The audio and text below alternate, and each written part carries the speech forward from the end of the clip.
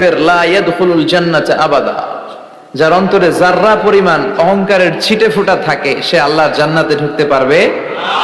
আল্লাহর জান্নাতে ঢুকবে বিনয়ীরা। কারা?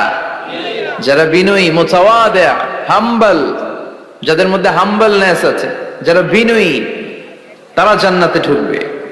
তো সাইয়েদনা আদম আলাইহিস সালাম বিনয়ের পরিচয় দিলেন, কিন্তু শয়তানকে আল্লাহ বললেন উসজুদু। শয়তানকে বললেন, শয়তান সেজদা দাও। ফেরেশতাদেরকে যখন অর্ডার করেছে সেজদা দাও, শয়তান বলল আল্লাহ আমি সেজদা দিব না, অহংকার করলো। সে নিজে নিজে উপরে উঠতে চাইলো। সে বলল খালাকতানি মিন নার ওয়া খালাকতাহু মিন তিন, আপনি আমাকে বানিয়েছেন আগুন দিয়ে, আগুনের ধর্ম উপরের দিকে ওঠা। আগুন জ্বালিয়ে দিলে লেলিহান শিখা কই যায়? উপরে যায়। ওয়া খালাকতাহু মিন তিন, আর আদমকে বানিয়েছেন আপনি মাটি থেকে, তা আমি কেন সেজদা দিব? আদমই না আমারে দিবে। আল্লাহ শয়তানকে চির জাহান্নামী বানিয়ে দিল। চিল্লায় বলেন ঠিক কিনা? আর বিনয়ের কারণে আদমকে আল্লাহ বানালেন আশরাফুল মাখলুকাত। কি বানালেন? সৃষ্টির সেরা। এজন্য নূরের ফেরেশতারাও সাইয়েদনা আদমকে সেজদা দিতে বাধ্য হয়েছে। চিল্লায় বলেন ঠিক কিনা? তুমি মাটির আদমকে প্রথম সৃষ্টি করিয়া ঘোষণা করিয়া দিলে শ্রেষ্ঠ বলিয়া, তাই তো নূরের ফেরেশতা করে আদমকে সেজদা। ঠিক কিনা? তাই তো নূরের ফেরেশতা করে আদমকে সেজদা। সবার চেয়ে সম্মান দিলে মাটির আদমকে। আল্লাহু আল্লাহু তুমি জাল্লে জালালুহু, শেষ করা তো যায় না গে তোমার গুণগান। আল্লাহু আল্লাহু, সুবহানাল্লাহ পড়েন। এজন্য আমরা যেন বিনয়ী হই, আমরা যেন নিজেকে ছোট মনে করি। আপনি নিজেকে ছোট মনে করলে আল্লাহ আপনাকে বড় বানায় দিবে। আর যদি নিজেই নিজেকে বলেন আমি বড় আল্লামা, আমি সব জানি, তাহলে আল্লাহ বলবে তোর স্থান হচ্ছে সবচাইতে নিচে। ঠিক কিনা? আবু নওয়াস একজন কবি ছিলেন। উনি বলেছেন ওয়াকুল্লি মাইয়াদাঈ ফিল ইলমি ফালসাফাতান হাবাসতা শাইআন ওয়া গাবাত আনকা আশিয়াউ, কেউ যদি তোমারে বলে যে আমি সব জানি, তুমি দুই আঙ্গুল দেখিয়ে বলো তুমি কিচ্ছু জানো না, তোমার শিখার অনেক বাকি। জাননেওয়ালার উপরও জাননেওয়ালাও আছে। ঠিক কিনা? এজন্য আমরা যেন বিনয়ী হই। বিনয়, হাম্বলনেস, আরবিতে বলে তাওয়াদু, এটা খুবই জরুরি। এগুলো আমাদের মধ্যে এখন নাই। আমাদের মধ্যে ইগো প্রবলেম আছে না নাই? অহংকার, জেলাসি, অ্যারোগ্যান্স, এগুলো থেকে সম্মানিত ভাইয়ের আমাদেরকে বেরিয়ে আসতে হবে। দেখবেন সমাজে যারা খুবই হাম্বল, বিনয়ী, তাদেরকে সবাই পছন্দ করে না? আর অহংকারীদের কেউ পছন্দ করে না। সামনে সালাম দেয়, পিছনে গালি দেয়। কথা বলেন? এজন্য অহংকারী হবেন না, বিনয়ী হবেন। বিশ্বনবী বলছেন আল্লাহ আপনি আমারে বিনয়ী বানান, আপনি আমারে ধৈর্যশীল বানান, আপনি আমারে শুকর গুজার বানান। আমার চোখে আল্লাহ আপনি আমারে ছোট বানান, মানুষের চোখে আপনি আমারে বড় বানান। এই বাণীটা একটা বিপ্লবী বাণী। লা ইলাহা মুহাম্মাদুর রাসূলুল্লাহ। ঝিনুকের ভেতর লুকিয়ে থাকে যেমন মতি, ঝিনুকের ভেতর লুকিয়ে থাকে যেমন মতি, কালমা শাহাদাতে আছে আল্লাহর জ্যোতি, কালমা শাহাদাতে আছে আল্লাহর জ্যোতি। সুবহানাল্লাহ পড়েন। এটার মধ্যে একটা লাইট আছে, লাইট স্পার্ক করে, এটা জ্যোতি, এটা আল্লাহর নূর। এটা যারা অন্তরে একবার প্রবেশ করতে পারে সে সত্য ছাড়া চোখে আর কিছু দেখে না। এই কালেমার পক্ষে শক্তি যারা, তারা সত্য আর ন্যায়ের পক্ষে। চিল্লায় বলেন ঠিক কিনা? এটা পৃথিবীর সবচাইতে শ্রেষ্ঠ জিকির, আফদলু জিকির লা ইলাহা ইল্লাল্লাহ। আবার বিশ্বনবী বললেন মান ক্বালা লা ইলাহা ইল্লাল্লাহ সিদকান মিন কলবিহি দাখালাল জান্নাহ, অন্তর থেকে একনিষ্ঠতার সাথে একবার যে লা ইলাহা পড়বে ওই লোকটা জান্নাতে প্রবেশ করবে। তার অপকর্মের কারণে, তার পাপের কারণে হয়তো সে পানিশমেন্ট পাবে জাহান্নামে, কিন্তু ফাইনালি সব শেষে সে জান্নাতে ঢুকবে। ঠিক কিনা? সহিহ ইবনে হিব্বান আর মুস্তাদরাকে হাকিমের এক বর্ণনা, মুসা আলাইহিস সালাম আল্লাহকে প্রশ্ন করলেন ইয়া আল্লাহ আল্লিমনি কালিমাতান আযকুরু বিহা ওয়া আদউ বিহা, আল্লাহ আপনি আমারে একটা কালিমা শিখান, একটা জিকির শিখান, যে জিকিরটা দিয়ে শুধু আমি আপনার জিকির করব, এই জিকির কেউ জানবে না, শুধু জানবো আমি আর আপনি। সুবহানাল্লাহ পড়েন। আল্লাহ বললেন ইয়া মুসা ইকরা লা ইলাহা ইল্লাল্লাহ, মুসা তুমি পড়ো লা ইলাহা ইল্লাল্লাহ। মুসা আলাইহিস সালাম বললেন আল্লাহ বলছি এমন জিকির যেটা আমি আর আপনি ছাড়া কেউ জানবে না। লা ইলাহা এটা তো জাতীয় জিকির, এটা তো ইন্টারন্যাশনাল জিকির, এটা তো সবাই জানে। আমি তো চেয়েছিলাম এক্সক্লুসিভ একটা। আল্লাহ বললেন মুসা, লা ইলাহা ইল্লাল্লাহর চেয়ে শ্রেষ্ঠ জিকির আমার কাছে নাই। আমি আল্লাহর দেয়া সর্বশ্রেষ্ঠ জিকির হচ্ছে লা ইলাহা ইল্লাল্লাহ। লাউ তাদাউ লা ইলাহা ইল্লাল্লাহ ফি কাফফা ওয়াস সামাওয়াতু ওয়াল আরদু ফি কাফফা। ও মুসা, সাত আকাশ সাত জমিন যদি দাঁড়িপাল্লার এক পাল্লায় রেখে দাও আর লা ইলাহা আরেক পাল্লায় রেখে দাও, লা রাজাহাত কাফফাতু লা ইলাহা ইল্লাল্লাহ, মুহূর্তেই লা ইলাহার পাল্লাটা ভারী হয়ে যাবে। এটা একটা বিপ্লবী বাণী, এটা ভিক্ষা করার বাণী নয়। জুমার নামাজের পরে একটা টাকা দিয়া যান, আমি গরিব ইনসান, আছে না নাই? আখিরাতে সওয়াব পাইবেন পাহাড়ের সমান। আর জিকির ধরে লা ইলাহা ইল্লাল্লাহ। অনেকে মনে করে এটা ভিক্ষা করার জিকির, কপাল পোড়া।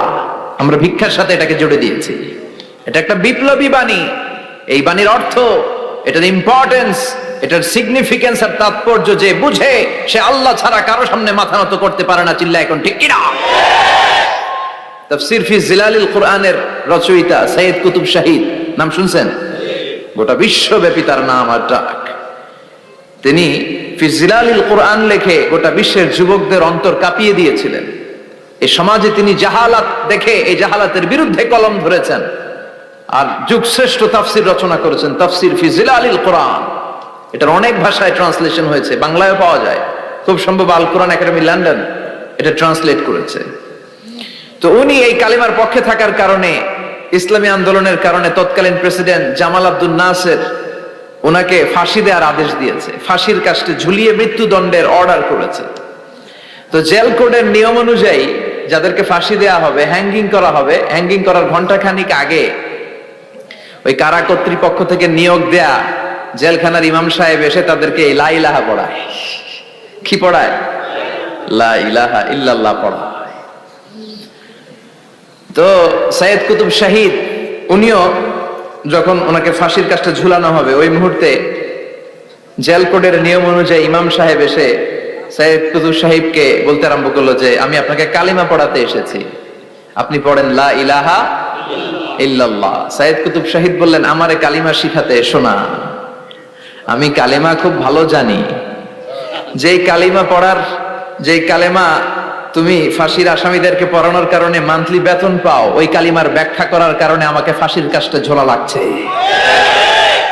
তুমি কালিমা পড়াও, তুমি বেতন নাও, আর আমি কালিমার ব্যাখ্যা করার কারণে আমার ফাঁসি হয়, তার মানে তোর কালিমা আর আমার কালিমা এক কালিমা না।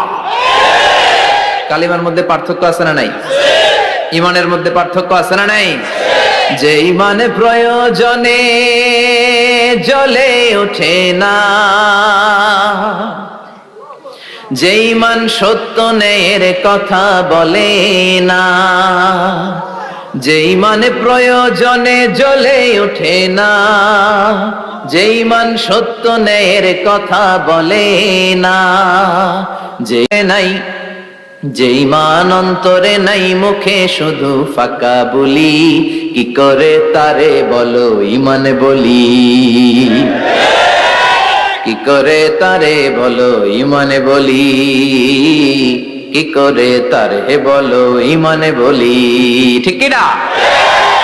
যে ইমান দিন কায়েমের আন্দোলনের ধার ধারে না, যে ইমান লেবাসধারী কোরআন হাদিস তাও পড়ে না, যে ইমান খাজার নামে মাজার গড়ে ফুলুস কামায়, যে ইমান শিরকিয়াতের আমল করে ভীত না হয়, যে ইমান ইমানে ভুলে নাস্তিকতার মঞ্চে ওঠে, যে ইমান বাতিল মতের দোসরে হয়ে ফায়দা লুটে, যে ইমান শুধুই কেবল খায় দায় আনন্দ করে, যে ইমান দেখে না যে আরাকানে ভাইরা মরে, যে ইমান ময়দানে নাই, যে ইমানে বাস্তবে নাই, মুখে শুধু ফাঁকা বলি, কি করে তারে বলো ইমানে বলি, কি করে তারে বলো ইমানে বলি, কি করে তারে বলো ইমানে বলি। চিল্লায় বলেন ঠিক কিনা?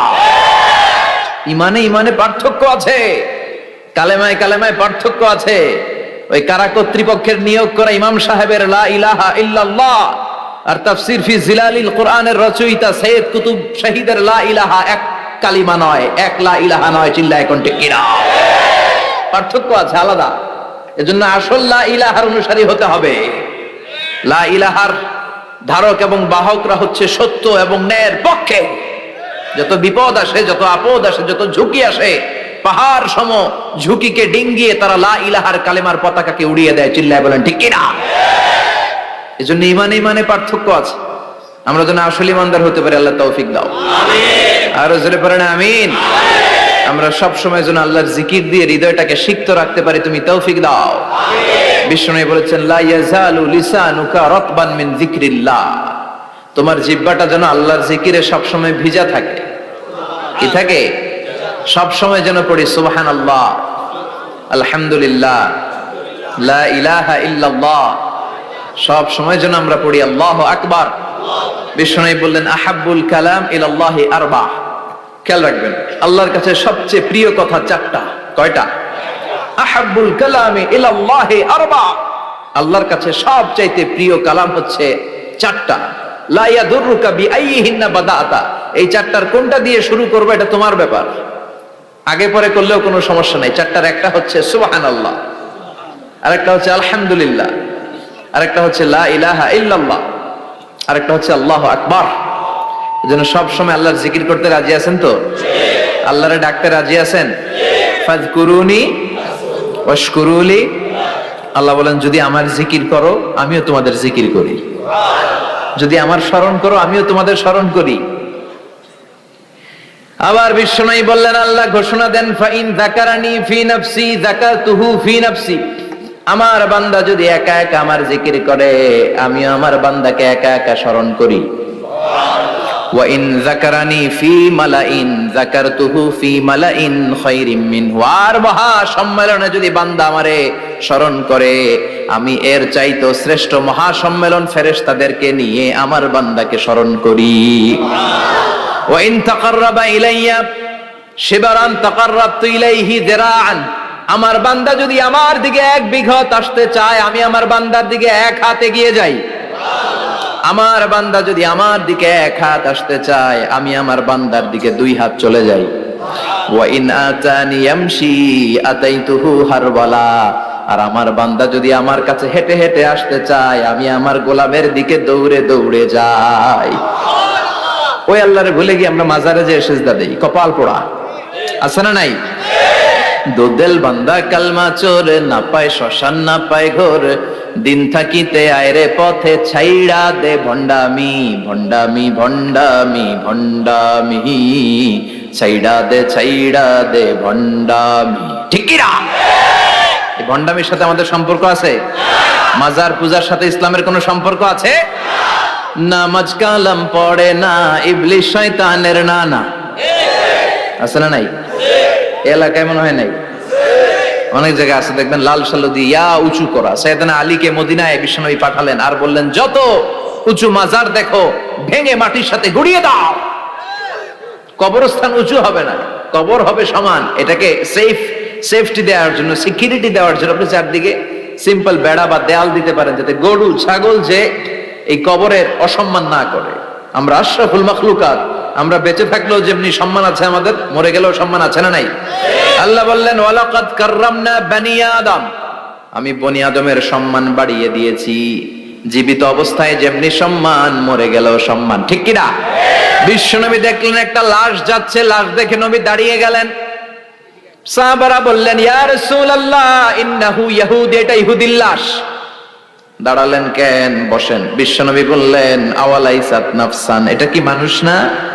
এটা হোক না ইহুদি, হোক খ্রিস্টান, হোক নাস্তিক, এটা তো মানুষ। আমি তো মানুষকে সম্মান দিয়েছি। I have dignified the status of the sons of Adam. আমি বনি আদমের সম্মানকে বাড়িয়ে দিয়েছি। সবার উপরে মানুষ সত্য, তাহার উপরে নাই। এজন্য কবরকে সিকিউরিটি দিতে হবে, কিন্তু গম্বুজ বানানো যাবে? লাল সালু দেয়া যাবে? মাজারে আগরবাতি দেয়া যাবে? মোমবাতি, মশারি, অনেক মাজারের উপরে লম্বা মশারি টাঙানো আছে না নাই? ওর বাবারে মশাই কামড়ায়, কত বড় ডাকাত। তো মশাই যদি নিচ থেকে তাড়াইতে না পারে তোমারে কি করবে? কথা বলেন। মশা তাড়াতে পারে না নিজের গা থেকে, তোমারে কি বাঁচাবে? দেখবেন যে লোকটা মাজারে মশারি দেয় ওর বাবার ডেঙ্গু জ্বর, ওর বাপেরে মশাই খায়, ওর মারে মশাই খায়। গোটা বিশ্বের সবগুলো আল্লাহর ওলি যদি একটা গ্লাসের পানিতে ফু দেয়, আর আপনার মা যদি আপনার মাথার মধ্যে হাত বুলিয়ে দেয়, আপনার মা যদি আপনার বুকে একটা ফু দিয়ে দেয়, সব পীর সাহেব একদিকে, মায়ের দোয়া আর একদিকে। মায়ের দোয়া মুহূর্তে আবার আল্লাহর আরশে পৌঁছে যাবে। এজন্য বিশ্বনবী বলতেন সালাসু দাওয়াতিন মুস্তাজাবা, তিনটা দোয়া আল্লাহ কবুল ফিরিয়ে দেন না। এক নম্বরে হচ্ছে দাওয়াতুল মুসাফির, সফর অবস্থায় দোয়া করলে কবুল করে কে? আল্লাহ। দুই নম্বরে দাওয়াতুল মাজলুম, অত্যাচারিত ব্যক্তির দোয়া কবুল করে কে? আল্লাহ। তিন নম্বরে দাওয়াতুল ওয়ালিদাইনি লিওয়ালাদিহি, মা বাবা যখন হাত তুলে ছেলে মেয়েদের জন্য আল্লাহর কাছে দোয়া করে, ওই দোয়াটাও কবুল করে কে? আল্লাহ। মাজারে মশারি দিবেন, লাল শালু দিবেন, আগরবাতি, মোমবাতি, কোন মানত? মাজারে মানত করা যায় না। ইন্নী নাযারতু লিররহমানি সাওমা, মানত করতে হয় রহমানের নামে, মানত হবে একজনের নামে। চিল্লায় বলেন তিনি কে? আল্লাহ। এজন্য মাজারে কিছু দেয়া যাবে না। এই ভণ্ডামি গোটা বাংলাদেশ ব্যাপী। আমরা বলে যাচ্ছি যতটুকু শুধরানোর শুধরাবে, হেদায়েত দেওয়ার মালিক একজন। চিল্লায় বলেন তিনি কে? আল্লাহ। অনেক পীর আছে এরকম ভণ্ড পীর, সারা বছরে নাকি একবারও গোসল করে না, 365 দিনে ওর গোসলের রুটিন একদিন, আর ওই একদিনের গোসলের পানি মুরিদরা সব খাইয়া শেষ করে ফেলায়। নাউজুবিল্লাহ কইবেন না? নামাজ কালাম পড়ে না, ইবলিশ শয়তানের নানা, ধর্মের একখান খুঁটি ধইরা কয়দিন করবা হয়রানি। ভণ্ডামি ভণ্ডামি ভণ্ডামি, ছাইড়া দে ভণ্ডামি। দোদেল বান্দা কালমা চোর, না পায় শ্মশান না পায় ঘোর, দিন থাকিতে আয়রে পথে ছাইড়া দে ভণ্ডামি। ভণ্ডামি ভণ্ডামি ভণ্ডামি, ছাইড়া দে ভণ্ডামি। চিল্লায় বলেন ঠিক কিনা? এগুলোর সাথে আমাদের কোনো সম্পর্ক নাই। ইসলাম হচ্ছে সহজ। আদ-দীনু ইউসরুন লা উসরা ফি, আদ-দীনু ইউসর, দিন সহজ। এত জনের কাছে যাওয়া লাগবে না, আপনি ওই জেলায় যে ওই মাজারে মানত করা লাগবে না, আপনার সিলেটে যাওয়া লাগবে না, আপনার খানজান আলীর কাছে যাওয়া লাগবে না, আপনার কোথাও যাওয়া লাগবে না। আপনি বাড়ির পাশের মসজিদে পড়ে সেজদা দেন, মুহূর্তে দোয়া কবুল করে নিবে কে? আল্লাহ। রব্বুল আলামিন বলে, গোলাম আমারে ডাকস না কেন? তোর ডাকে সাড়া দেওয়ার জন্য আমি 24 আওয়ার্স রেডি। দুনিয়ার বুকে কোনো বিষয় নিয়ে যদি আমরা বারবার যাই, দুনিয়াতে লোকজন রেগে যায়, ঠিক কিনা? আমি ওনার কাছে গেলাম, ভাই আজকে একটা বিপদে পড়ছি, 500 টাকা দেন, দিয়ে দিল। এরপরের দিন আবার গেলাম, দিল। পরশু দিল, তরশু গেলে শেষা দিয়ে দিল, একটা মাইট দিয়ে দিল, ঠিক কিনা? কি পাইছো তুমি? প্রতিদিন 500 টাকা। বারবার কোন একটা ইস্যু নিয়ে কারো কাছে যাওয়া যায় না, এটা লজ্জার বিষয়, ঠিক কিনা? কিন্তু আল্লাহর বিষয়টা উল্টো। সুনানে তিরমিজির বর্ণনা, ইন্নাহু মান লাম ইয়াসআলিল্লাহ ইয়াগদাব আলাইহি, কোন বান্দা যদি কোনো বিষয় নিয়ে, কোনো ব্যাপার নিয়ে আল্লাহর কাছে বারবার না যায়, আল্লাহ তার উপর রেগে যায়। এজন্য আল্লাহর কাছে বারবার চাওয়ার দরকার আছে না নাই? আপনার মনের জ্বালা যন্ত্রণা পূরণ করে দিতে পারে কে? এটার নাম তাওহীদ। এক আল্লাহ কেন্দ্রিক হওয়া, আল্লাহ সেন্টার্ড। আমাদের সবকিছু হবে আল্লাহ কেন্দ্রিক। বিপদে আপদে যে কোনো পরিস্থিতিতে সবার আগে কার কাছে যাব? এটার নাম তাওহীদ। এটার নাম তাওহীদেরই মুর্শিদ আমার মুহাম্মাদের নাম বলো, মুহাম্মাদের নাম। আল্লাহর নাম জপলে বুঝতে পারি আল্লাহরই কালাম বলো, মুহাম্মাদের নাম। ওই নামেরই রশি ধরে যায় আল্লাহর পথে, ওই নামেরই ভেলায় চড়ে ভাসি নূরের স্রোতে, ওই নামের বাতি জেলে দেখি আরশের মুকাম বলো, মুহাম্মাদের নাম। সবাই পড়েন, তাওহীদেরই মুর্শিদ আমার মুহাম্মাদের নাম বলো, মুহাম্মাদের নাম। আল্লাহর নাম জপলে বুঝতে পারি আল্লাহরই কালাম বলো, মুহাম্মাদের নাম। চিল্লায় পড়েন আমিন। সব সময় বিপদে আপদে কার কাছে যাবেন? আপনার বিপদ দূর করতে পারে কে? আপনারে অসুস্থ থেকে সুস্থ বানায় দিতে পারে কে? মনের জ্বালা যন্ত্রণা মিটাতে পারে কে? আল্লাহ ছাড়া কেউ পারবে? কোন মুফাসসিরে কোরআন আপনারে বাঁচাতে পারবে? কোন আল্লাহর ওলি বাঁচাতে পারবে? এমনকি আল্লাহর কোন পয়গম্বর, কোন নবী আপনার কিচ্ছু করতে পারে? করতে পারে একজন, তিনি কে? কিনা আল্লাহ বলেছেন ওয়াকাযালিকা জাআলনাকুম উম্মাতান ওয়াসাতান লিতাকুনু শুহাদা আলান নাস, তোমাদেরকে হতে হবে উম্মাতান ওয়াসাতান, মধ্যমপন্থী উম্মাত, মাঝামাঝি থাকতে হবে। কিন্তু আমরা এদেশে মার্জিনালাইজ করে ফেলি, বুঝতে পেরেছেন? এক প্রান্তে চলে যায়, যারা চরমনায়ের মুরিদ অন্যদেরকে আর দেখা যাবে না, যারা শর্ষিনার মুরিদ এরাই সব, অন্যদিকে যাওয়া যাবে না, যারা জামাত ইসলাম অন্যদিকে আর যাওয়া যাবে না, যারা হেফাজতে ইসলাম অন্য কারোর মধ্যে আর হক নাই, যারা আহলে হাদিস এরা তো সব নিয়েই গেছে, সব হক সুন্নাহ এদের কাছে, কারো মুখের কোনো কথা এদের কাছে কোনো দাম নাই। আপনি যত হকের কথা বলেন এদের দলেই নাকি ঢুকতে হবে। তো আমার এই দেশে সুন্নি ভাইরা গালি দেয় আহলে হাদিস বলে, আবার আহলে হাদিসরা আমার গালি দেয় সুন্নি বলে, বুঝতে পেরেছেন? মাঝামাঝি থাকাটা এই বাংলাদেশে খুব কঠিন, কিন্তু আপনাকে মাঝামাঝি থাকতে হবে, আপনাকে ওয়াসাতিয়ার পদ্ধতিতে আসতে হবে, উম্মাতান ওয়াসাতা, মাঝামাঝি। মাঝামাঝি ডানেও না বায়েও না, সিরাতুল মুস্তাকিমে ডান বাম নাই, এটা সোজা। এই রাস্তা একবার যদি উঠে যান এই রাস্তা শেষ হয়ে যাবে জান্নাতুল ফেরদাউসের ভিতরে, চিল্লায় বলেন ঠিক কিনা? এই জন্য আমরা যেন মিডল পাথ ধরি, আমরা যেন কট্টর না হই, আমরা যেন মাঝামাঝি হই। আপনি তাবলিগ করতে পারেন, করেন, খুব ভালো। তাবলিগের ভাইদের একটা ভালো গুণ হচ্ছে নিজের খেয়ে নিজের পরে ইসলামের দাওয়াত দেয়, ঠিক কিনা? নিজের টাকা ভেঙে দাওয়াত দিচ্ছে, তো তাদের কারণে অনেকে কালিমা শিখছে, অনেকে নামাজ শিখছে, তাদেরও কন্ট্রিবিউশন আছে না নাই? তো যারা তাবলিগ করেন আপনি মনে করবেন না যে সব হক সব সত্য, শুধু আপনি হকের ডিলার এটা মনে করবেন না, সব সত্য হক এটা আপনার বাবার দাদার সম্পত্তি এটা মনে করবেন না। সব দলের মধ্যে হক থাকতে পারে, বরং সব দলের ভালো ভালো জিনিসগুলো নিয়ে নিজেকে সাজানো দরকার। কথা বলেন? জামাত ইসলামের মতো, হেফাজতে ইসলামের মতো আন্দোলনের স্পিরিট থাকতে হবে, চিল্লা এখন ঠিক কিনা? আমার সুন্নি ভাইদের মতো নবীর প্রেম অন্তরে থাকতে হবে, চিল্লা এখন ঠিক কিনা? তাবলিগের ভাইদের মতো হৃদয়ে ইখলাস থাকতে হবে। এই সবগুলোর সমন্বয় হচ্ছে ইসলাম, সবগুলোর সমন্বয় ইসলাম।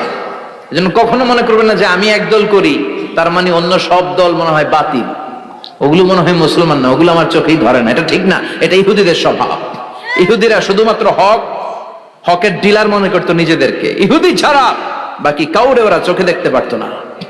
এজন্য আমরা কি কট্টরপন্থী হব না মধ্যমপন্থী? চিল্লায় বলেন কট্টরপন্থী না মধ্যমপন্থী?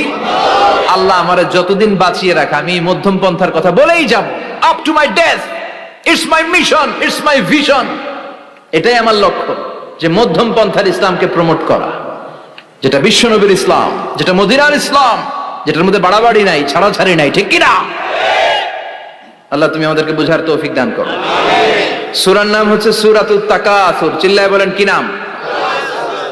এই সূরার সেন্ট্রাল সাবজেক্ট ম্যাটার হচ্ছে we have to go back to our Lord. আমাদেরকে ফিরে যেতে হবে আমাদের রবের কাছে। আমরা কেউ আজীবন থাকতে আসি নাই, থাকতে পারবো আজীবন? দাদা চলে গেল, বাবা চলে গেল, মা চলে গেল, মামা চলে গেল, খালু চলে গেল, এরপর আমাদের টনক নড়ে না, তাই না? পাগল পড়া হয়ে আছে এই পৃথিবীর জন্য। মরতে যে হবে এটা ভাববার সময়টুকু আমাদের নেই। আমরা ব্যস্ত আমাদের ক্যারিয়ার নিয়ে, আমাদের লাইফ নিয়ে, আমাদের সমাজ নিয়ে, আমাদের ফ্যামিলি নিয়ে, আমাদের সন্তান আর সম্পদ নিয়ে আমরা super busy. We are leading a very super busy life. We don't have even a single time to think about death. মৃত্যু নিয়ে ভাবার একটা মুহূর্ত আমাদের নাই। কিন্তু পৃথিবীর সবচেয়ে সুনিশ্চিত বিষয় হচ্ছে মৃত্যু, ঠিক কিনা? The most certain thing in our life is death. আমাদের জীবনের সবচাইতে সুনিশ্চিত বিষয় হচ্ছে মরণ, মরবই আমরা। And the most uncertain thing in our life is the time of death. আর আমাদের জীবনের সবচেয়ে অনিশ্চিত বিষয় হচ্ছে মৃত্যুর সময়। আমরা জানি না, মরবো যে এটা জানি, জানেন না? কিন্তু কখন মরবো এটা জানি? এই সূরাটা আপনারে এই জিনিসটা জানান দিতে এসেছে যে দুনিয়ার সম্পদ, লোভ, লালসা এগুলো নিয়ে পড়ে থেকো না। এই যে আমাদের ফ্যামিলি, আমাদের বাচ্চা কাচ্চা, আমাদের এত টাকা পয়সার হিসেব, মাস শেষে বাড়ি ভাড়া, গ্যাসের বিল, এইটা সেটা, আপনি কি মনে করছেন যে আপনি চলে গেলে এগুলো থেমে থাকবে? কিছুই থেমে থাকবে না, সব চলবে আগের মতো, থাকবেন না আপনি। এজন্য শাহাদাত ফয়সাল ওনার ফেসবুকে সর্বশেষে লিখে গিয়েছিল, আমি হীন দুনিয়া মানে এমন দুনিয়া যেটাতে আমি নাই, সব চলে। সকাল গড়িয়ে বিকেল হয়, শীত শেষে গ্রীষ্ম আসে, দিন শেষে রাত নামে, সব চলে, নাই শুধু আমি। চিল্লায় বলেন ঠিক কিনা? তো এজন্য এগুলি একটু ভাবেন। অনেক ব্যস্ত আমরা। এই দুনিয়ার পুরো জীবনটা এটা হচ্ছে লালসাময় একটা জীবন, লোভ, মরিচিকা, মায়াজাল। এই মায়াজালে আমরা আটকে আছি, ফলে মৃত্যুর কথা আমরা ভুলে গিয়েছি। পাগলের মতো ছুটছি, আরো টাকা লাগবে, আরো খ্যাতি লাগবে, আরো যশ লাগবে, আরো দাপট লাগবে আমার। এত টাকা দিয়ে কি হবে? এত সম্পদ দিয়ে কি হবে? এত ব্যস্ততা দিয়ে কি হবে তোমার? স্টপ, থামুন, অনেক হয়েছে, আম্মা থামুন। Take a rest, take a breath and think about death. Think that you have to go back to your Lord. একটু বসেন না, একটু ভাবেন যে আমাকে চলে যেতে হবে, চলে যেতে হবে। এই কোলাহল, এই ব্যস্ততা, এগুলো থাকবে, থাকবো না আমি। সাইয়েদনা ওমর ফারুক বলেছেন, মুতু ক্বাবলা আন তামুতু, মরার আগে একবার মরো। হাসিবু ক্বাবলা আন তুহাসাবু আলাইকুম, তোমার হিসাব নেওয়ার আগে তুমি একবার নিজের হিসাবটা করো না। কাগজ বের করে একটু লিখো না কি কি ভালো কাজ করছিলা, যেগুলো দিয়ে নাজাতের ওয়াসিলা হতে পারে। 1 2 3, আর কি কি আকাম কুকাম করছো দেখো না, লিখে দেখো তোমার অবস্থাটা কি। মরার আগে একবার মরো। মরার আগে খাটের মধ্যে শুয়ে শটান করে চোখ বন্ধ করে একবার মরার ভান করে দেখেন কেমন লাগে। চোখটা বন্ধ করেন আর ভাবেন আপনি নাই, কি কি হতে পারে ভাবেন। আপনার ছেলে মেয়েরা কান্না জুড়ে দিবে, আপনার প্রাণের স্ত্রী বিলাপ শুরু করে দিবে, বন্ধু বান্ধবের চিৎকার আর মাতম, স্থানীয় এলাকার মসজিদে ঘোষণা, অমুক এলাকার নিবাসী অমুক ভাই অমুকের ছেলে অমুক দুনিয়ায় নাই। সব আত্মীয়রা চলে আসবে, ফেসবুকে স্ট্যাটাস দেয়া হবে, সবাই সবাইকে জানাবে বিকাল 4টায় অমুক হাই স্কুল ময়দানে আপনার জানাজা। ছুটে আসবে, সবাই ছুটে আসবে আপনাকে শেষ বিদায় দিতে, গুড বাই জানানোর জন্য, আল ওয়াদা, বিদায় জানাতে আসবে সবাই। 4 তাকবীর দিয়ে আপনার জানাজা হবে, অশ্রুসিক্ত জানাজায় আপনার বিদায় হবে। কাঠের খাটিয়ার মধ্যে করে কাঁধে তুলে আপনার কবরে নেওয়া হবে। আগে থেকে খুঁড়ে রাখা কবরটার মধ্যে আপনারে বিছিয়ে দেয়া হবে। বাঁশের কচি দিয়ে তার উপরে মাটির চাপা দিয়ে সব চলে যাবে। ভাবেন না একবার চোখ বন্ধ করে, this is the circle of life, this is the nature of life. এটা সবার হবে, আমার হবে, আপনার হবে। এত মায়া, এত ভালোবাসা কই যাবে? কেউ থাকবে না, সবাই আপনার অন্ধকার কবরে রেখে দিয়ে চলে আসবে। উপরে বাঁশের কঞ্চি, তার উপরে মাটির চাপা, অন্ধকার আর অন্ধকার। এই অন্ধকার যেন শেষ হতে চায় না, শুধুই অন্ধকার, ঠিক কিনা? এজন্য আমাদের চলে যেতে হবে। দাদা গেল, চাচা গেল, মামা গেল, আমাদেরকেও যেতে হবে, জোরে কোন ঠিক কিনা? একদিন মাটির ভেতরে হবে ঘর রে মন আমার, কেন বাঁধ দালান ঘর, প্রাণ পাখি উড়ে যাবে পিঞ্জর ছেড়ে।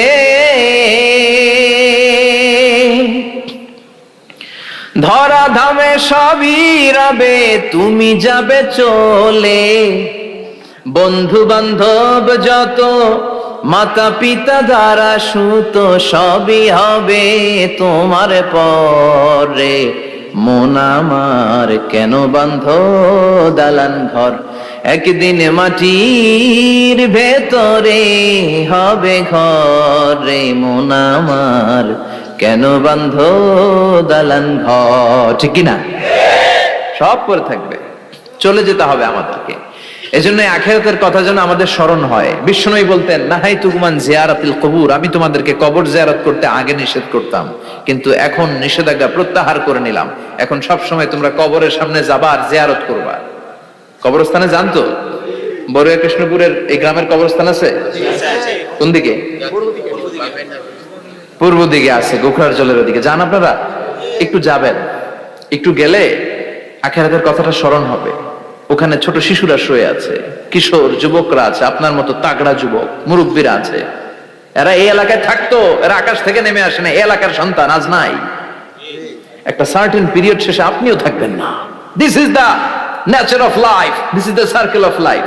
ছোট্ট শিশু হয়ে এসেছিলেন, শৈশব, কৈশোর, যৌবন, প্রৌঢ়ত্ব। আগে ছিলেন সিঙ্গেল, বিয়ে করে হয়ে গেলেন ডবল।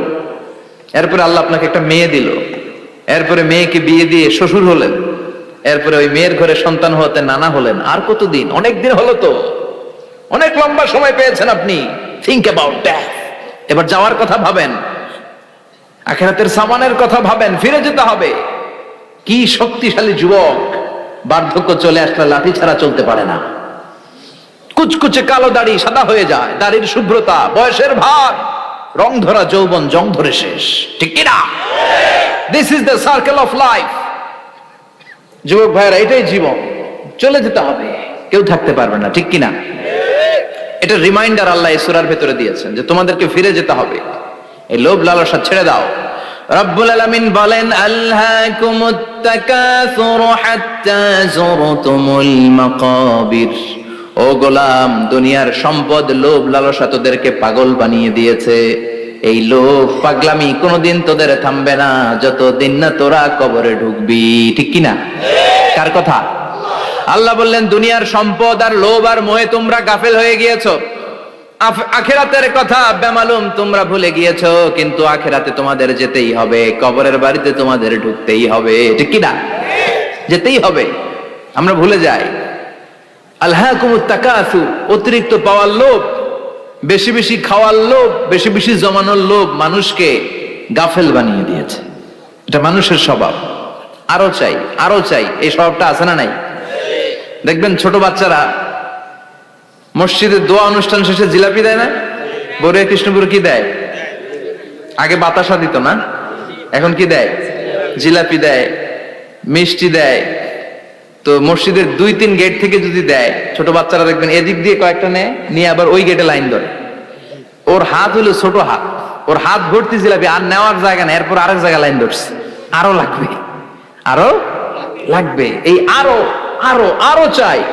এই স্বভাবটাই মানুষকে কুড়ে কুড়ে শেষ করে দিয়েছে। এত লাগবে কেন তোমার? চাহিদার কোনো শেষ নাই। Unlimited demand of human being. যার আছে বেশি তার চাই বেশি। যার সাইকেল আছে তার হুন্ডা চাই, হুন্ডা আছে তো প্রাইভেট কার চাই, প্রাইভেট কার আছে তো প্লেন চাই, প্লেন আছে তো হেলিকপ্টার চাই, হেলিকপ্টার আছে তো ওইটা চাই, ওইটা আছে তো সেটা চাই, ঠিক কিনা? এলাকার মেম্বার যে হয়েছে চেয়ারম্যান হতে চায়, আছে না নাই? চেয়ারম্যান সাহেব এমপি হতে চায়, আছে না নাই? এমপি সাহেব মন্ত্রী হতে চায়, আছে না নাই? মন্ত্রী সাহেব প্রধানমন্ত্রী হতে চায়, আছে না নাই? কিন্তু এই দেশে সুযোগ নাই। কথা কন? এই দেশে প্রধানমন্ত্রী সিলেক্টেড, 2-3 জনের বাইরে কেউ প্রধানমন্ত্রী হইতে পারবি না, ঠিক কিনা? আমার এই জীবনে তো আমি 2-3 জনই দেখলাম। বেগম খালেদা জিয়া, মাননীয় প্রধানমন্ত্রী শেখ হাসিনার ছোট্টবেলা দেখেছি এরশাদকে, আমরা তখন ছোট। তো মানুষের চাহিদার কোনো শেষ নাই, যার আছে বেশি তার চাই বেশি। এজন্য বিষ্ণু বলেছেন, উনজুরু ইলা মান হুয়া আসফালা মিন, তোমার চেয়ে যে খারাপ আছে ওর দিকে তাকাও। ওয়ালা তানজুর মান হুয়া আ'লা মিন, তোমার চেয়ে যে ভালো আছে ওর দিকে তাকায়ও না, তোমার চেয়ে যে খারাপ অবস্থানে আছে ওর দিকে তাকাও। অনেকে নিজের অবস্থান নিয়ে সুখী না, এরকম আছে না নাই? আল্লাহ আমার এটা দিল না রে, ওইটা দিল না রে, পাইলাম না রে, কিচ্ছু হয় না, কি করব জীবনে, হতাশ। আসলে আছে কিন্তু অনেক, কিন্তু শুকরিয়া নাই, ডাকাত, ঠিক কিনা? নিজের অবস্থান নিয়ে সুখী না, কিন্তু অনেক লোক আছে তারা আপনার অবস্থানে পৌঁছতে চায়। তাদের দিকে তাকিয়ে দেখেন, আপনি যে অবস্থানে আছেন এই অবস্থানে পৌঁছাটা অনেকের কাছে স্বপ্ন। তারা প্রতিনিয়ত সংগ্রাম আর স্ট্রাগল করে যাচ্ছে আপনার অবস্থানে পৌঁছতে, আর আপনি এটা নিয়ে সন্তুষ্ট না। শেখ সাদির নাম শুনেছেন? বালাগাল উলা কাশাফাত দুজা, এই কবিতাটার রচয়িতা, ইরানের বিখ্যাত এক কবি। উনি একবার আর্থিক সমস্যার মধ্যে দিয়ে সময় কাটাচ্ছেন, টাকা নাই, পয়সা নাই, পায়ে দেওয়ার মতো জুতা নাই। উনি খুব দুঃখ পেলেন, হায় রে, আমি ইরানের এত বড় কবি, আমার পায়ে দেওয়ার মতো জুতা নাই। দুঃখ ভরা মন নিয়ে রাস্তায় হাঁটতে বেরোলেন। হাঁটতে হাঁটতে হঠাৎ দেখলেন একটা লোক শুয়ে শুয়ে কাঁদছে, ওই লোকটার 2টা পাই নাই, পাই নাই। উনি সেজদায় পড়ে গেলেন, আল্লাহর কাছে ক্ষমা চাইলেন, আল্লাহ অনেক দিয়েছো, শুকর আলহামদুলিল্লাহ। এজন্য যেই পরিস্থিতিতেই থাকি না কেন আমরা কি পড়বো? জোরে বলেন, কি পড়বো? এজন্য আল কানাতু মিনাল ইসলাম, অল্পে তুষ্ট থাকার নাম হলো ইসলাম। সম্পদ লাগবে কিন্তু সম্পদের পাহাড় লাগবে না, ঠিক কি না? অল্প খান, অল্প পড়েন, অল্প জমান, অল্পের ভেতরে বরকত ঢুকাইয়া দিছে কে? দেখবেন যাদের সম্পদ অল্প তারা সুখী বেশি। জরিপে এটা দেখা গিয়েছে, অনেক সার্ভেতে এটা এসেছে, যারা সম্পদশালী এরা দুঃখী বেশি, এদের দুঃখ বেশি, টেনশন বেশি।